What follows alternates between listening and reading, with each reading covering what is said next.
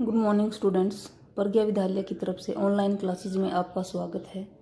आज हम 7th class का सामाजिक विज्ञान, जिसमें हम कर रहे हैं सामाजिक एवं राजनीतिक जीवन, उसका लेसन सेकंड करेंगे। लेसन सेकंड है स्वास्थ्य में सरकार की भूमिका। लेक्चर नंबर है वो हमारा रहेगा 17 का।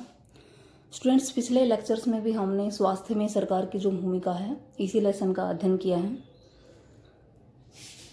जो लेक्चर नंबर 16 था उसमें हमने किया था कि जो स्वास्थ्य सेवाएं हैं वो 2 प्रकार की होती हैं, सार्वजनिक स्वास्थ्य सेवाएं और निजी स्वास्थ्य सेवाएं। सार्वजनिक स्वास्थ्य सेवाएं सरकारी होती हैं जो सबके लिए होती हैं। निजी स्वास्थ्य सेवाएं वो होती हैं जिन पे कुछ व्यक्तियों का अधिकार होता है, लेकिन निजी स्वास्थ्य सेवाएं हैं वो महंगी भी होती हैं। आज हम करेंगे स्वास्थ्य सेवा और समानता। क्या सबके लिए पर्याप्त स्वास्थ्य सेवाएं उपलब्ध हैं? क्या सबको जो स्वास्थ्य सेवाएं हैं सबको पर्याप्त रूप से मिल रही हैं? हम भारत में ऐसी स्थिति का सामना कर रहे हैं जहां निजी सेवाएं तो बढ़ रही हैं परंतु सार्वजनिक नहीं।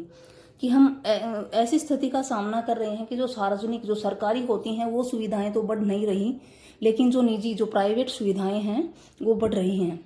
ऐसी दशा में लोगों को मुख्यतः निजी सेवाएं ही उपलब्ध हो पाती हैं। अब प्रोग्रेस हो रही है निजी सेवाओं की, तो निजी सेवाएं लोगों को अधिक उपलब्ध हो पाती हैं क्योंकि सार्वजनिक जो सेवाएं हैं वो तो बढ़ नहीं रही हैं। ये शहरी क्षेत्रों में केंद्रित हैं। जो निजी सेवाएं हैं वो भी अधिकतर शहरी क्षेत्रों में केंद्रित हैं। ये सेवाएं लाभ कमाने के लिए चलाई जाती हैं, इसलिए इन सेवाओं का मूल्य भी अपेक्षाकृत अधिक रहता है। क्योंकि जो निजी सेवाएं होती हैं उस पर किसी व्यक्ति या किसी कंपनी का अधिकार होता है, ये लाभ के लिए होती हैं, इसलिए जो इनका मूल्य है, जो इनकी कीमत है वो भी अधिक होती है। दवाइयाँ इनकी महंगी होती हैं, बहुत से लोग उन्हें खरीदने में समर्थ नहीं होते हैं। यानी कि बहुत से जो गरीब लोग होते हैं जो निजी सेवाओं का लाभ नहीं उठा सकते क्योंकि उनके पास इतने पैसे नहीं होते हैं। इसलिए जब परिवार में बीमारी होती है तो उन्हें ऋण लेना पड़ता है। कि जो लोग इनको खरीदने में समर्थ नहीं हैं, उनको अगर किसी प्रकार की कोई बीमारी होती है और अगर वे निजी सेवाओं का लाभ लेना चाहते हैं तो उसके लिए उन्हें दूसरे लोगों से कर्ज लेना पड़ता है। अधिक पैसा कमाने के लिए निजी सेवाएं प्राय ऐसे कार्यों को प्रोत्साहित करती हैं जो सही नहीं है। इनकी अधिक पैसे के चक्कर में कई तरह के जो कार्य हैं उनको प्रोत्साहित करती हैं निजी सेवाएं। कई बार सस्ते तरीके उपलब्ध होने पर भी उनका उपयोग नहीं किया जाता। उदाहरण के लिए प्राय बहुत से डॉक्टर अनावश्यक दवाइयाँ, इंजेक्शन और सेलाइन बोतल आदि की सलाह देते हैं, जबकि साधारण दवाइयाँ गोली से ही ठीक हो सकते हैं। कि निजी सेवाओं में कई बार साधारण दवाई या गोली के प्रयोग से भी ठीक हो सकते हैं, लेकिन फिर भी जो निजी सेवाएं होती हैं वे लाभ के उद्देश्य से अधिक महंगी दवाइयाँ, अधिक महंगे इंजेक्शन, सेलाइन बोतल इत्यादि का जो प्रयोग करने की सलाह है वो देते हैं, क्योंकि उनका उद्देश्य है सिर्फ लाभ कमाना। तथ्यों के अनुसार जनसंख्या के 20% लोग ही केवल आवश्यक दवाइयों को खरीदने में सहायक होते हैं। कि जो जनसंख्या है भारत में उसके 20% लोग ही ऐसे हैं जो निजी सेवाओं को खरीदने में समर्थ होते हैं, सहायक होते हैं। बाकी जो है 80% जनसंख्या है वो ऐसी है जो या तो दूसरों से कर्ज लेके उनका लाभ उठा पाती है या फिर उनका लाभ उठा ही नहीं पाते हैं। वे लोग भी जिन्हें हम गरीब नहीं समझते हैं वे भी खर्चों को उठाने में कठिनाई का अनुभव करते हैं। कई बार तो जो निजी सेवाएं हैं इतनी महंगी होती हैं कि वे लोग भी उनका फायदा नहीं उठा सकते जो सामान्य परिवार से होते हैं, जिनको हम गरीब नहीं कह सकते, लेकिन वे भी कठिनाई महसूस करते हैं। गरीब लोगों के लिए परिवार में हर बीमारी चिंता या मुसीबत का कारण बनती है। इससे भी बड़ी बात यह है कि ऐसी स्थिति बार बार आती है कि गरीब लोगों के घर में अगर बीमारी हो जाती है तो उनके लिए वो बहुत बड़ी चिंता क्रिएट कर देती है, बहुत बड़ी चिंता या मुसीबत का कारण बनती है, क्योंकि उनके पास इतना पैसा नहीं होता कि वे जो निजी स्वास्थ्य सेवाएं हैं उनका लाभ ले सकें। गरीब लोग पहले ही पोषण की कमी का शिकार होते हैं। पोषण की कमी का शिकार क्योंकि जो खाद्यान्न है उनको पर्याप्त मात्रा में नहीं मिल पाते हैं, उचित भोजन नहीं मिल पाता है, तो इसलिए पहले ही उनमें पोषण की कमी होती है, पोषक तत्वों की कमी होती है। ये परिवार अपना उतना भोजन नहीं खाते जितना इन्हें खाना चाहिए। इनको भरपेट भोजन नहीं मिल पाता है, जो पोषक तत्व हैं वो नहीं मिल पाते हैं पूरी तरह से, और पोषण की कमी की वजह से जो बीमारियां हैं वो घर कर जाती हैं। उन्हें परिवार की आधारभूत आवश्यकताएं जैसे पीने का पानी, साफ वातावरण, घर के लिए जगह तक उपलब्ध है वो नहीं हो पाती है। इनकी कई परिवार तो इतने गरीब हैं कि उन्हें पीने का स्वच्छ पानी, साफ वातावरण, घर के लिए जो जगह है वो भी उपलब्ध नहीं हो पाती है, इसलिए उनके बीमार होने की संभावना है वो अधिक होती है। अब यहाँ पे क्वेश्चन क्या रहेगा कि गरीब लोगों के बीमार होने की संभावना अधिक क्यों होती है? क्यों होती है? क्योंकि उन्हें परिवार की आधारभूत आवश्यकताएं, पीने का पानी, साफ वातावरण, घर के लिए जगह है तक उपलब्ध नहीं हो पाती है, भरपेट भोजन नहीं मिल पाता है, इसलिए उनके बीमार होने की संभावना है वो अधिक होती है। फिर कई आदिवासी क्षेत्रों में स्वास्थ्य केंद्र कम हैं। कई आदिवासियों को निजी सुविधाएं हैं वो नहीं मिल पाती हैं। कई आदिवासियों को निजी सुविधाएं हैं वो नहीं मिल पाती हैं, इसलिए सरकार को लोगों की स्वास्थ्य दशा सुधारने के लिए कार्य करना चाहिए। आदिवासी क्षेत्र होते हैं जैसे जो जंगलों में रहते हैं या जो वनों वाले जो क्षेत्रों में रहते हैं वो लोग, तो उन क्षेत्रों में स्वास्थ्य जो केंद्र होते हैं वो कम होते हैं, और आदिवासी लोग हैं जो स्वास्थ्य जो सुविधाएं हैं उनका लाभ नहीं उठा पाते हैं। तो सरकार को चाहिए कि गरीब लोगों, सामान्य परिवार, मध्यम लोगों, आदिवासी लोगों सबको ध्यान में रखते हुए जो स्वास्थ्य दशा है उसको सुधारने के लिए कार्य करने चाहिए। अस्पताल बनवाने चाहिए, स्वास्थ्य केंद्र, इस तरह की जो सुविधाएं करने से जो स्वास्थ्य दशा है उसको सुधारा जा सकता है। इसको हम दो उदाहरणों द्वारा समझ सकते हैं कि सरकार स्वास्थ्य के लिए क्या कर सकती है। पहला तो है केरल का अनुभव। केरल जो भारत का एक राज्य है, कि केरल सरकार ने 1996 में राज्य में कुछ परिवर्तन किए।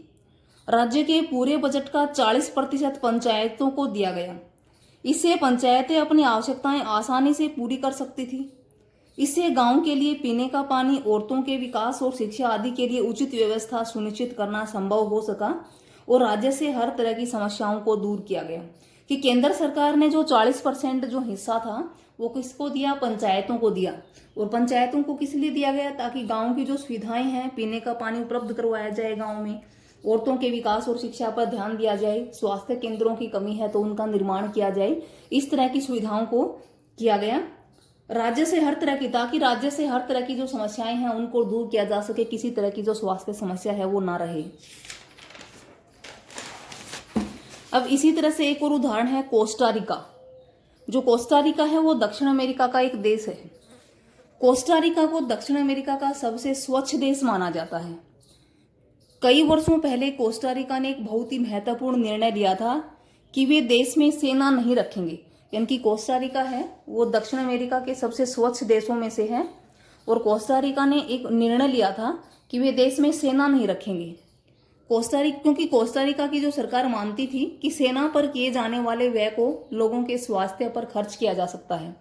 कि कोस्टा रिका की जो सरकार है उसका ये मानना है कि जो खर्च है हम सेना पर करते हैं, जो व्यय हम सेना पर करते हैं, अगर उसी खर्च को लोगों के स्वास्थ्य पर खर्च किया जाए, वो पैसा लोगों के स्वास्थ्य पर खर्च किया जाए, तो हम लोगों का जो जीवन है, स्वास्थ्य सुविधाएं हैं, उनको बढ़ा सकते हैं।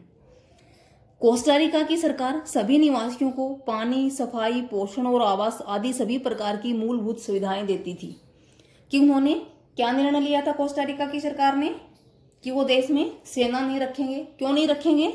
क्योंकि जो व्यय सेना पर वो करते हैं, सेना पर जो पैसा खर्च करते हैं, उस पैसे को कहाँ पे लगाएंगे? आम लोगों के जो स्वास्थ्य सुविधाएं हैं उस पर लगाएंगे, क्योंकि स्वास्थ्य ही सबसे बड़ा धन है, उनका ये मानना है।